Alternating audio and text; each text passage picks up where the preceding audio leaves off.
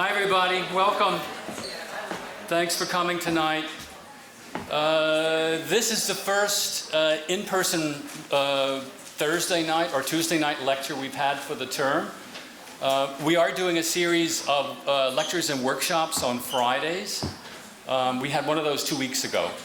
Tonight's a terrific and special lecture, and I'm going to simply tell you a little bit about how the lectures are set up, and then Associate Professor Lawrence Chua is going to make the introduction of the speaker tonight, and then we will go from there.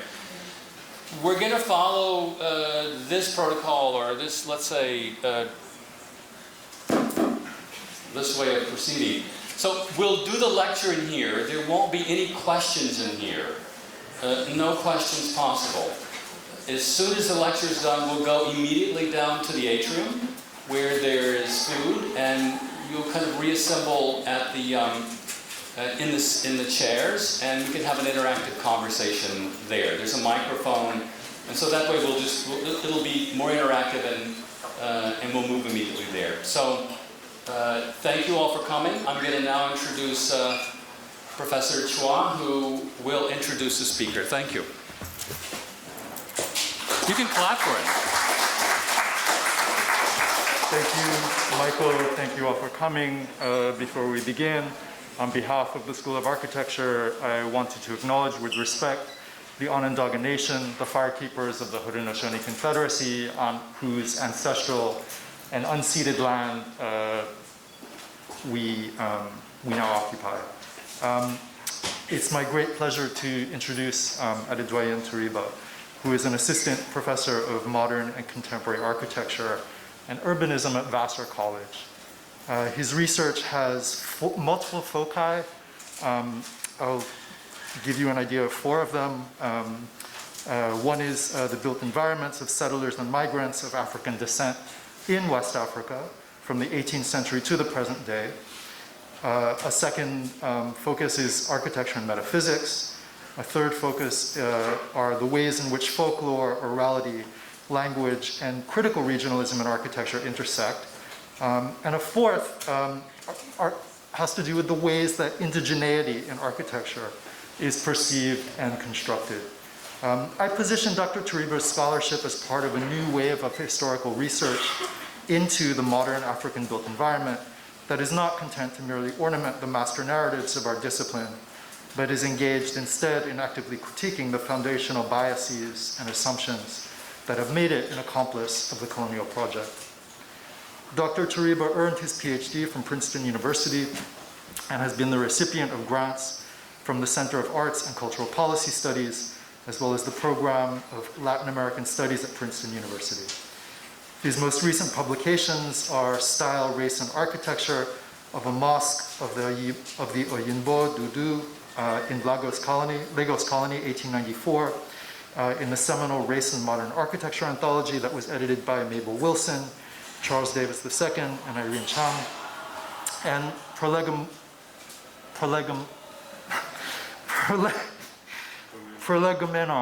thank you, Prolegomenon, to of Civilization in the Motherland. This is a word that we see all the time but never pronounce. The diaspora's architecture and societal aims in colonial West Africa in Design Dispersed. Before becoming a historian, some of you may already know, Dr. Teriba worked as an architect in both the United States and Nigeria. Please join me in welcoming Dr. Adedoyin Teriba.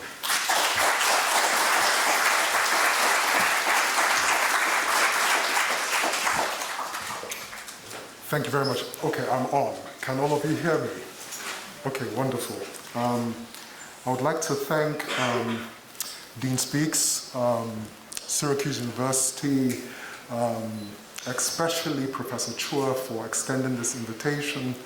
I'm looking forward to all of your comments, questions, criticisms in what will ensue. And so with that, I will begin with a sort of personal reflection, if you will permit me.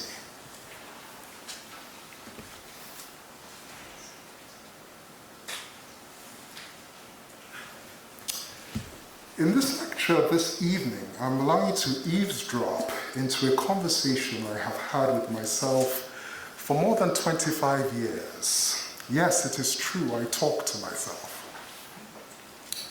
And that conversation has mainly entailed a particular question, and the question is this.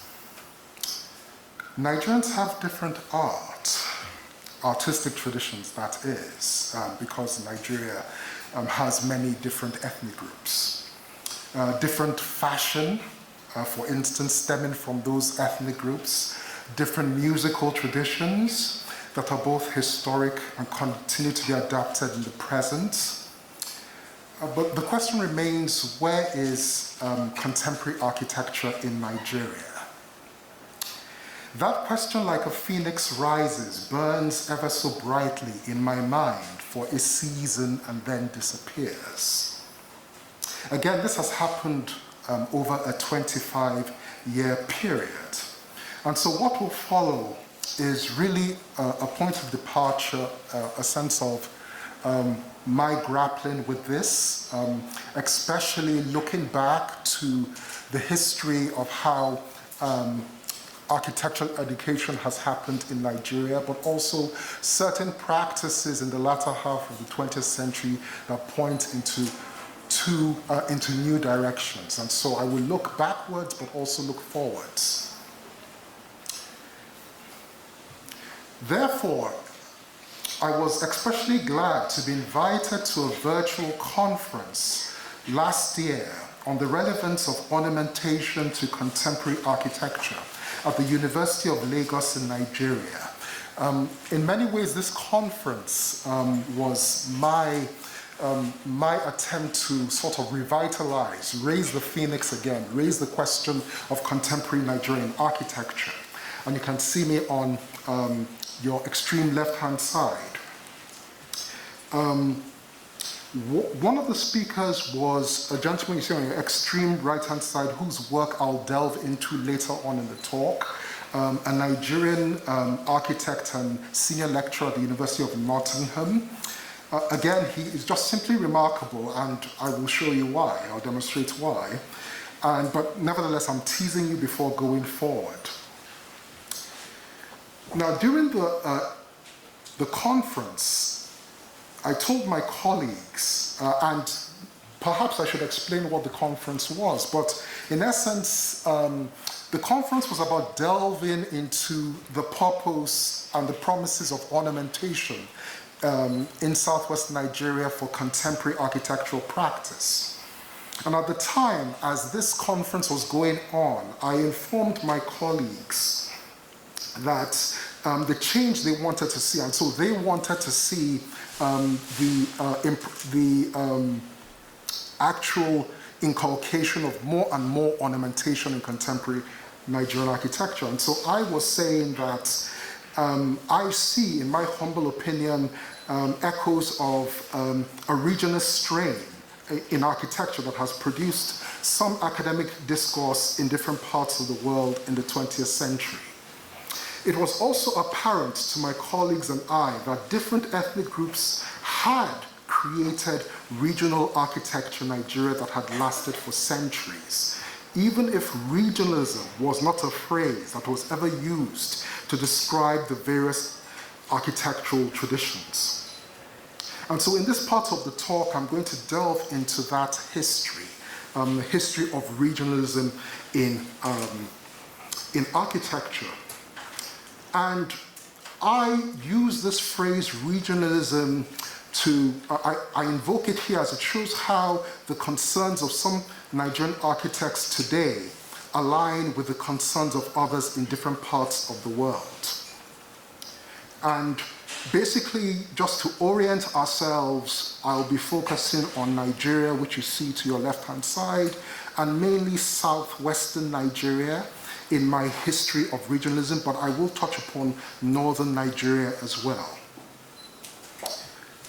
But even before going into that, it's important to sort of situate regionalism and the regionalist strain in academic discourse and architecture in other places. And so it may be the case that Lewis Mumford first introduced the term regionalism into architectural discourse, obviously borrowing from literature, where regionalist fiction was literature that sought to capture the particularities of a place and characters of the story. Giving a novel quote-unquote local color was a phrase used to achieve a regionalist novel. Critical regionalism came into architectural discourse via Alexander Sonis and Léon Lefebvre, when the hegemony of a functionalist international style of architecture had to be challenged. They argued that buildings that strictly relied on function alone made for a homogeneous architecture that was devoid of a sense of place.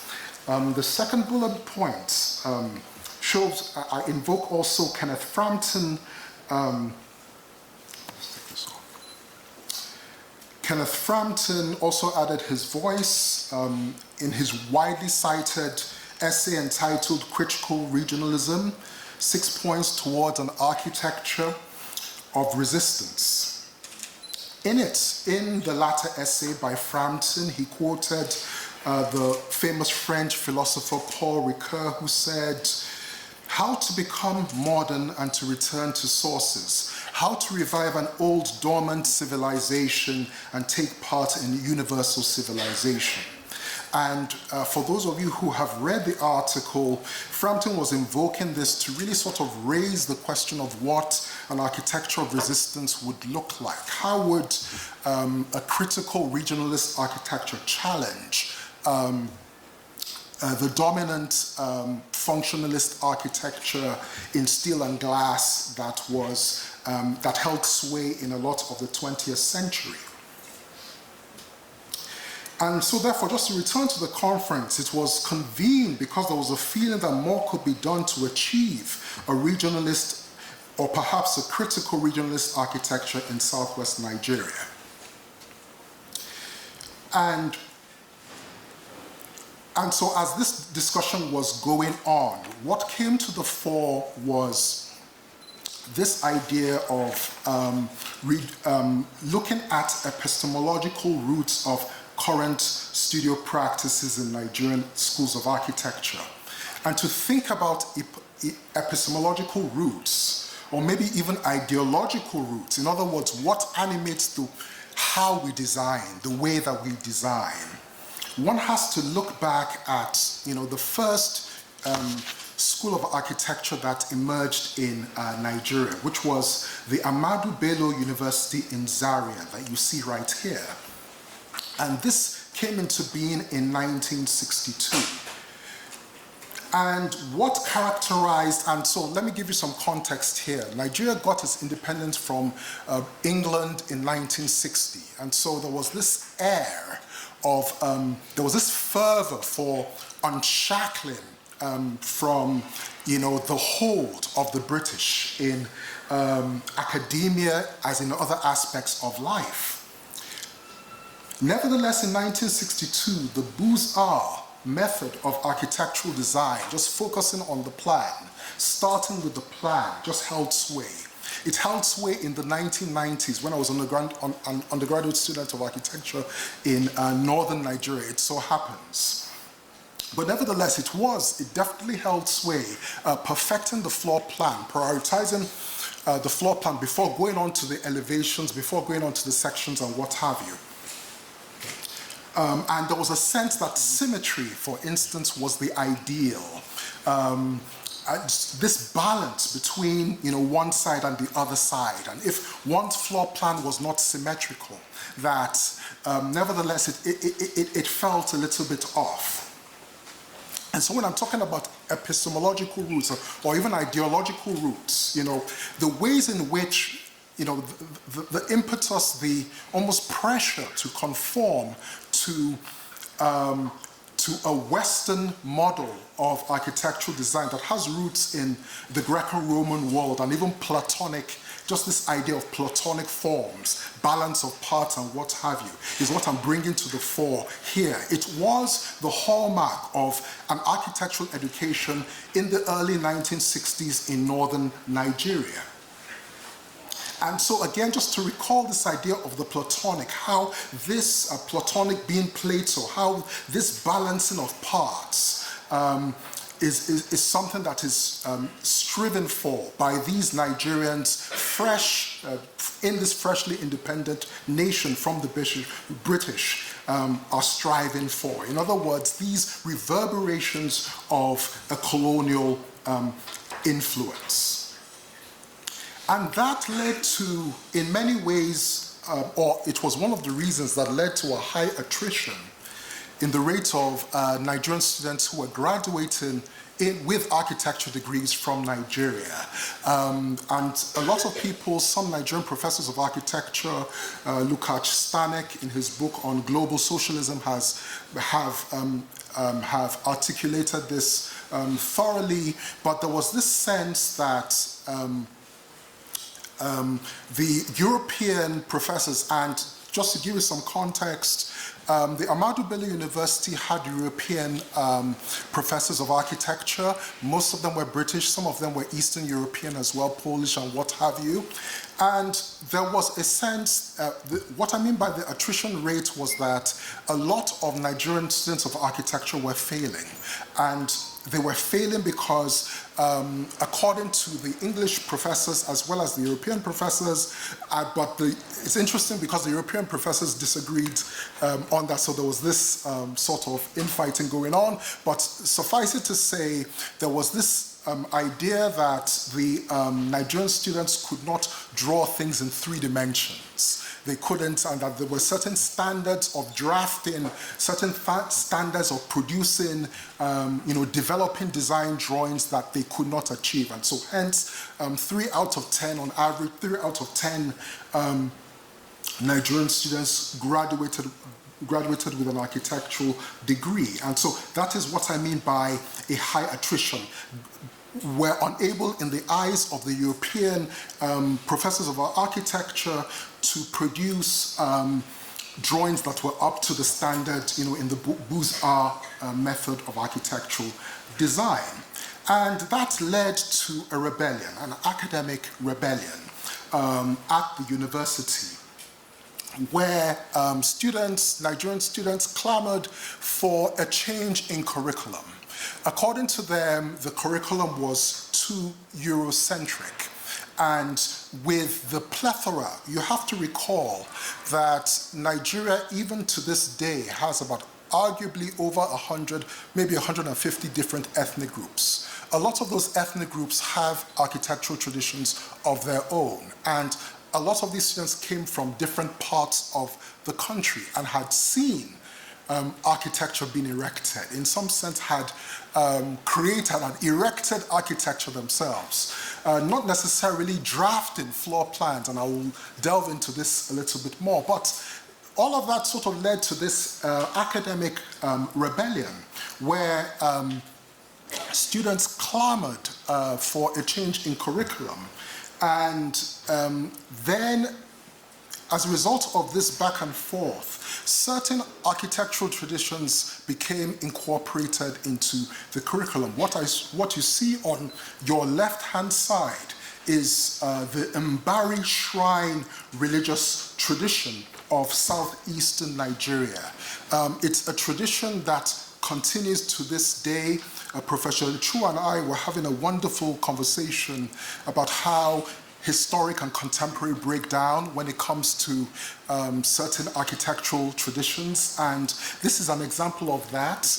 In many ways, this is a tradition that is more than 200 years old, and it is a tradition where the building is erected to die. And I'll say that again. The building is erected to die. What first goes up is actually the wall that you see here, made out of termite earth, only termite earth. That is erected, and so there's this incredible secrecy that connotes the construction of this edifice. It is a religious shrine where sacrifices are done, and only 2 types of people are allowed within the confines of the property. The builders who are ritually, and I'll talk more about ritual later on, but who are ritually prepared, but also females who do the iconography that you see on some of the columns right there. These are the only types of people who are admitted into this venerable architectural tradition in southeastern Nigeria. And so when the wall goes up, the community in question know what's going on. And they only, at the end of the day, they only see just the summit, really sort of the roof of this structure. Why did I say that it is an architectural tradition that is built to die? It is allowed to languish. It has a natural cycle.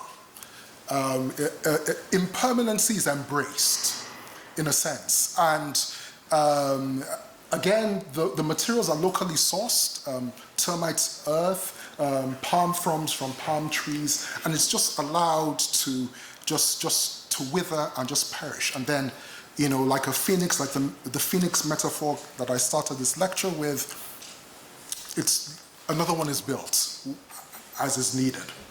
And so again, just that was a tangent, but that was just an example of an architectural tradition that some people from that part of the country who were at the Ahmadu Bello University in northern Nigeria wanted to see in the curriculum. But there was also architecture that was just much more, that was closer in proximity in northern Nigeria, and that is adobe architecture of the Hausa ethnic group that you see right here. Just known for, again, its incredible iconography just on external walls, but also for the things that you see on top that in the Hausa language of northern Nigeria are called the Zanko, and they emulate antler horns and those types of animals that just sort of prevail in northern Nigeria. But also, it got me thinking, you know, and this is just something I want to chime in here, it got me thinking about what was lacking, how the curriculum could have even been more radical. And I just want to introduce the existence of moving architecture also in southern Nigeria with this clip.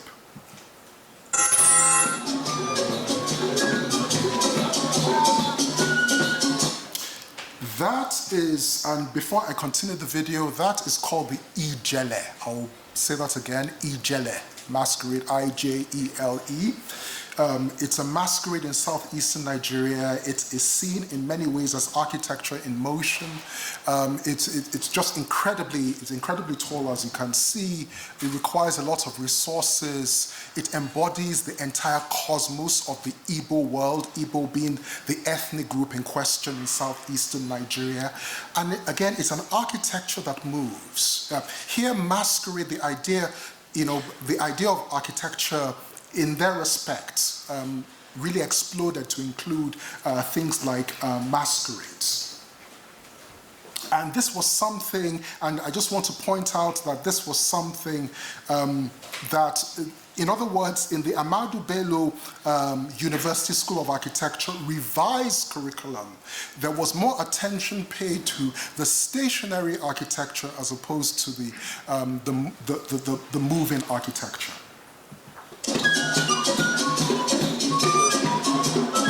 Always to the accompaniment of music.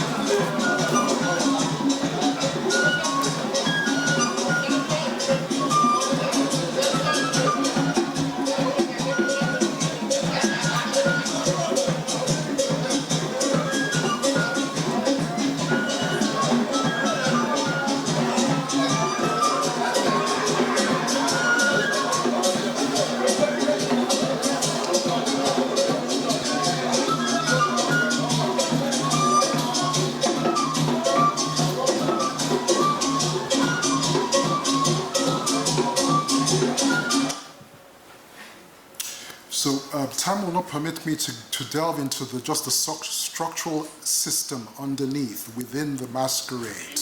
that a very strong individual has to sort of put on his head, but we can get into that in the Q&A in terms, and that, you know, its relationship with trusses and what have you. But just sort of moving on, so with this sort of revised curriculum, it prompted me, just looking at that, the history of attempts at a sort of regionalist architecture in Nigeria, and examples in the past, like the Ahmadu Bello University. One thing that I think was absent is the idea of how you know, spiritual beings and even things like fairies have proved fruitful modes of discourse to inform architecture in a place like Southwestern Nigeria or even Northern Nigeria. And it caused me to sort of reflect on a very interesting essay, part of which I quote here, that was penned by a British philosopher. And the essay was entitled, and you see it right here, How to Believe in Fairies. And this was my way of trying to sort of redress or continue the regionalist architectural discourse in Nigeria, moving it forward. And so I posed the question, do architects need to believe in fairies?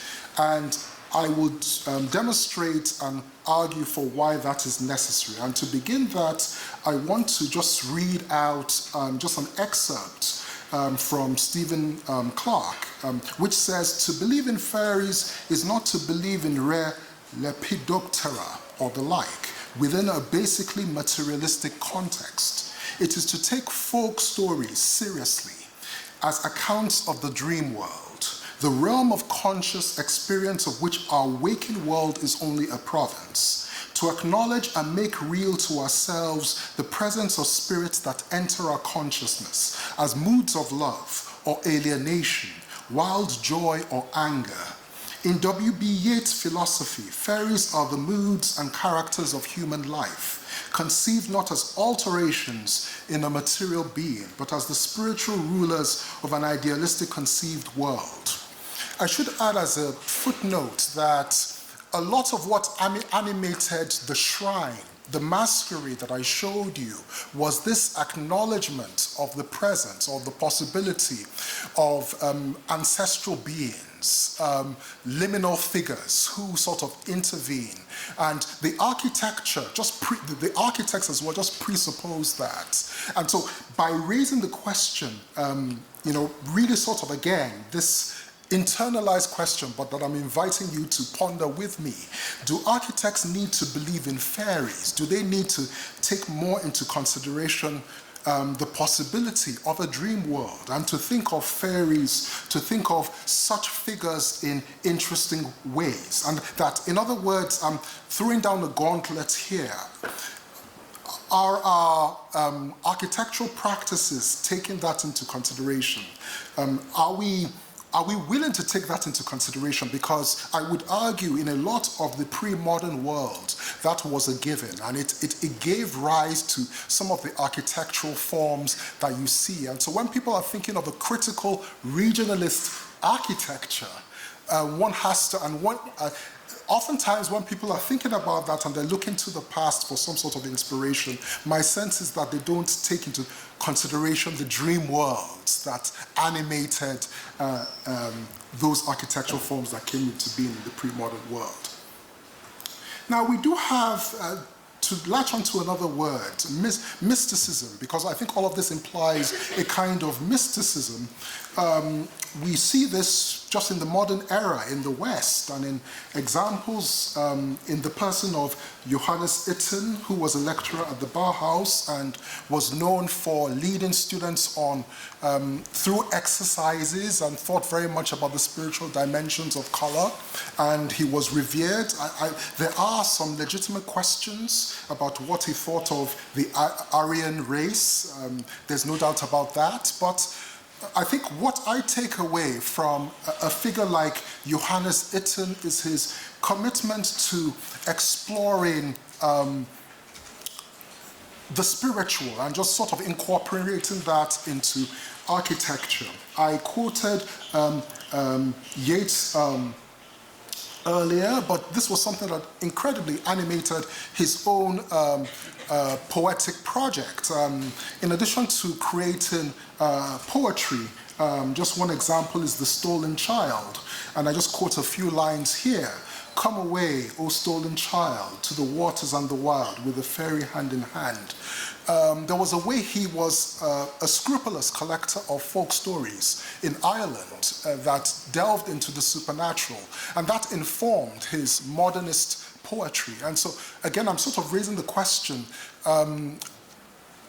throwing down the gauntlet, do architects have to do the same? Are they doing the same? And if not, do they have to do the same? I think it's worth raising the question.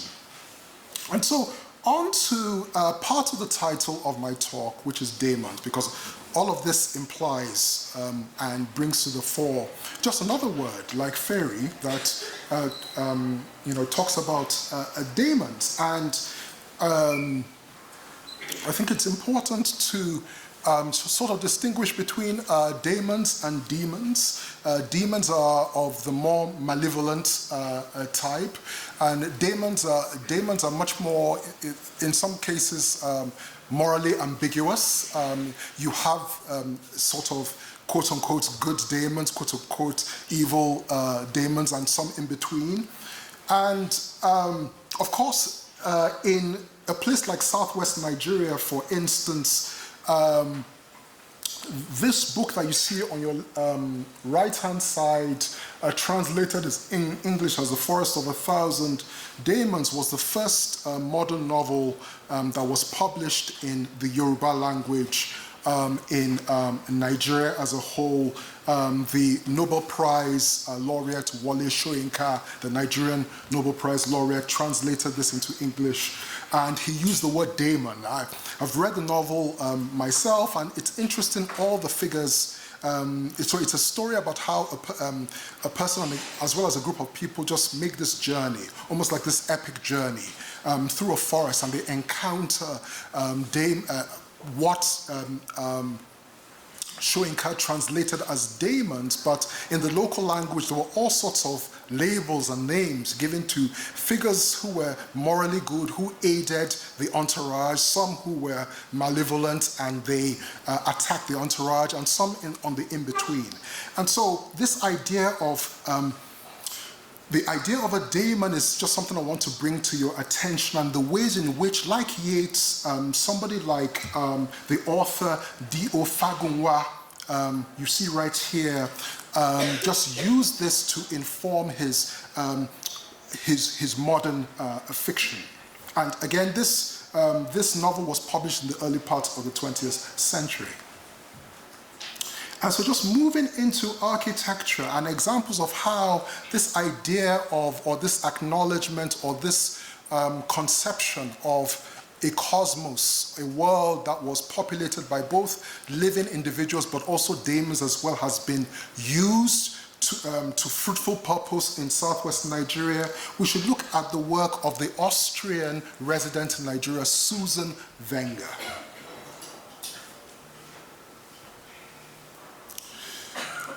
And this is an example of one of the two of her architectural projects, and more about her in a minute. But two of her architectural projects that I call to your attention.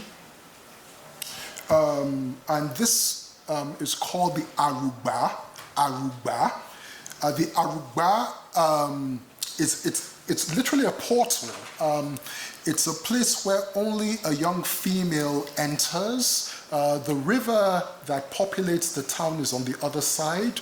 There's this idea that the river has a goddess, and that the goddess protects the town, and that in order for the town to survive from year to year, a young lady with gifts has to go through this portal to go to that river and deposit the gifts in that river. And Wenger conceived this as a sort of womb, because as the young lady goes through this portal to the river, the town is reborn. The town is reborn. What are the materials here? The materials here are earth, stabilized with concrete. This was built in the 1970s, just to give you some context. A combination of that with what you can see as bamboo supporting the roof that's made out of palm fronds. In later years, and I can call your attention, you can't really see it in this image, but this is also zinc right here, capped with palm fronds from palm trees that you see right here. So again, made out of earth, stabilized with cement to give you these plastic forms. This is Susanne Wenger. And Susanne Wenger, again, was an Austrian who was born in Austria, met a German in Paris. She was trained as an artist in Austria, moved to Paris, met Uli Bayer, who later a German who was one of the greatest chroniclers of modern Nigerian art. But they moved together and they settled in Southwest Nigeria.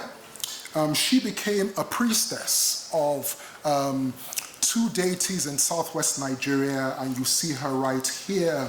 And this really sort of animated her work. In many ways, it all started with, and she was a versatile artist, did not receive a degree in architecture, but created architecture nevertheless. And it was on, let me go back to this, but it was on, yes, right here. It was on this, the fellow priests that you see right here saw her working on a particular building, and they invited her to start to erect shrines in Southwest Nigeria. She said, yes, but I have to do it my way. And by my way, she introduced German expressionist architecture into the landscape, the architectural landscape in Southwest Nigeria. And she sort of defended that. I just want to show you where we are going to in Southwest Nigeria. She settled in a town that I've marked in the blue cross that you see here called Oshogbo. It's a town in Southwest Nigeria. She created an entire complex of architecture in a forest, speaking of forests, in Oshogbo, Southwest Nigeria. And one of them is what you see right here, also that forms the title image of the talk.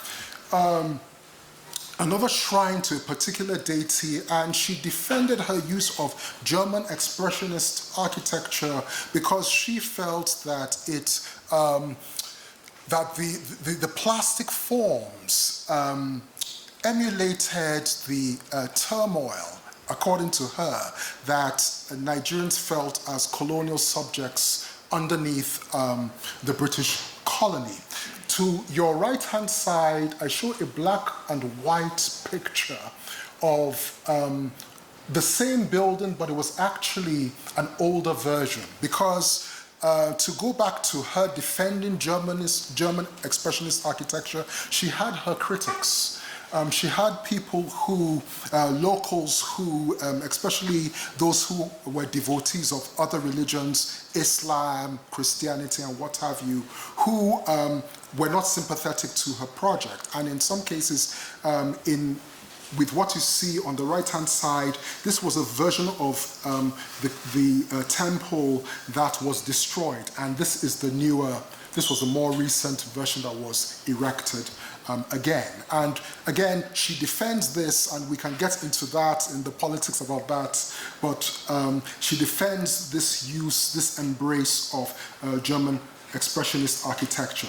This shrine is called the Obatala Shrine. Obatala is the name of one of the senior deities in Southwest Nigeria, in the Yoruba language. And I call your attention to the ways in which she was very intentional in how she used expressionism. Here you have just models and drawings from the German Hermann Finsterlin,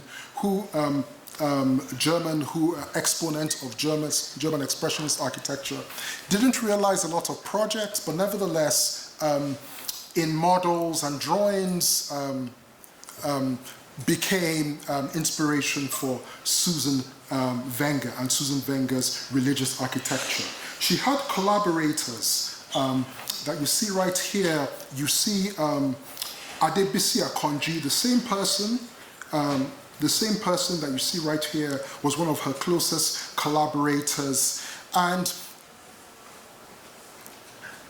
I pause here and I focus on these two images here just to show the ways in which some locals keyed in or accepted the plasticity of her forms, even as they were of a German expressionist mold. And plasticity, on your right-hand side, not only did he work on the architecture of Susanne Wenger, but he produced balustrades, and that is what you see on your right-hand side here. Certain balustrade right here, just quite sculptural and plastic. And again, it's in keeping, I think part of why she was embraced by some and disdained by others is just the history of a kind of plasticity in architecture and elements of architecture in the Southwestern region. And what you see in the center is a figure, one of the most renowned artisans who worked on sculpted columns that you see on your left-hand side, but also worked on doors as well on your right-hand side, the Olowe of Ise. He was a turn of the 20th century Southwest Nigerian. He was David Ajayi's inspiration for the Smithsonian Museum in Washington, D.C. Ajayi literally uses one of the Olowe's sculptures, and specifically the crown of the sculpture, to come up with the overall form of the sculptural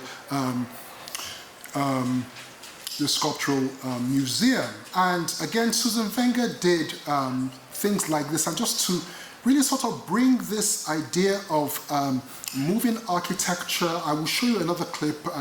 For the sake of time, I will limit this, but here we see how performance and architecture, the plasticity of the architecture, and a certain sense of dynamism in performance come together.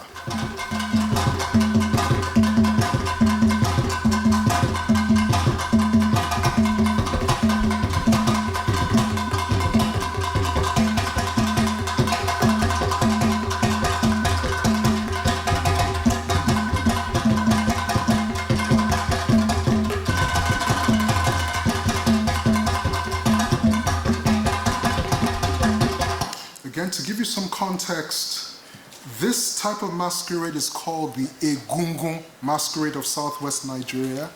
And some of Susanne Wenger's collaborators were not only builders, they were dancers in masquerades. They were drummers as well. And again, just the ways in which these other fields, if you will, music, dance, artistic traditions informed the way they created, the way that they embraced the German expressionist forms, the appropriated forms of Susanne Wenger, I would argue accounts for part of why it was received by some.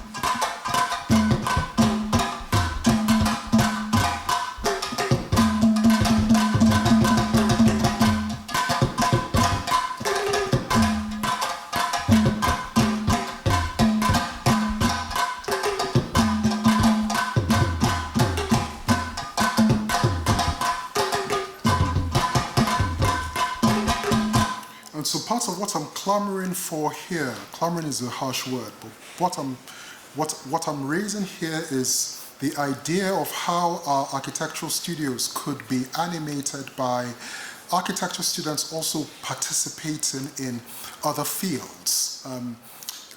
And really in the context of an architectural studio, how can we actually sort of redesign our architectural studios to imbibe the spirit of what some of these artisans were doing in this regionalist architecture, being not only builders, but being performers, being dancers, being musicians, and how at a subconscious level they were imbibing those traditions as they were working on architecture in 3 dimensions, not drawing in plans or perfecting the floor plan in the Beaux-Arts method, but actually just creating and working in 3 dimensions, testing out things on site, erecting things in that manner. I will quickly move to another example, and so of another approach to regionalism, and we will go to northern Nigeria, and I want to call your attention to the work of this man right here, but the title of the project is the African Essence Village. I just want to call attention to this person, Theophilus Shitu. He was actually the person that I called attention to at the beginning of this talk. And he has created, since the 1990s, we were actually peers. Well, not exactly peers. He was a few years ahead of me in the School of Architecture in northern Nigeria. But since the 1990s, he has worked on one project. He's worked on other projects as well, but this project called the African Essence Village that you see right here, that really draws upon, in many ways, appropriates northern Nigerian architectural traditions. He trained over 300 Nigerian artisans who had incredible skill in Adobe architecture in northern Nigeria. But just to return to Paul Ricoeur's quote about returning to sources and being modern at the same time, he had this vision to sort of incorporate their own architectural expertise and their building expertise into a project that was in essence classrooms for a nursery. And you see the construction process right here. You see part of the final process of the project right here, just to give you a sense of just another image of this structure. And here you see, this is the entrance of the structure, and just to give you a sense of where we are in terms of the structure, the entrance is right here. His sketches are right here. So the entrance you see in floor plan right here. The classrooms just flank on either sides. And here you see the entrance more pronounced on your right-hand side of the nursery. And I want to call your attention to the ways in which Theophilus Shitu is using iconography from northern Nigeria as well as building construction techniques. The image that you see right here is called the Arewa in northern Nigeria. It's a very, very popular and prevalent image in northern Nigeria, and you see it in a lot of palaces and gates. You see this in an older structure that dates from the early 1900s. We see a greater image of it right here, and this is a gate into the Emir's palace, the Emir of Zaria in northern Nigeria. So in terms of ornamentation, iconography, and color, Shitu is drawing upon these traditions, and you know, as he is also trying to make them modern in a sense. And so I will just sort of end with, on the one hand, just raising some questions. Again, to return to this question of the place of the demonic in architecture. Is it something that is prevalent? Is it something that we need to raise to the fore? Do we have a diminished situation where architects, maybe because of a secular mindset, are not taking into consideration the demonic enough? And so, do we have to achieve a synthesis between performance and the ways in which people who engage in multidisciplinary disciplines have in the pre-modern era really created architecture that one could construe as being regionalist? Do we have to maybe pause and reintroduce that? I'm just simply raising this question. And so if that is the case, why don't we require our architecture majors to dance and to take dance and music classes? Again, I'm throwing down a gauntlet and I'm being provocative here, from a variety of cultures. How would that, in other words, how would that result in, or what sort of architectural projects will be the result of taking that approach? Why can't we conceive an architectural studio that has room for a masquerade performance and not only observe but even participate in that performance? And with that, I look forward to your questions, comments, and criticisms. Thank you for being an attentive audience.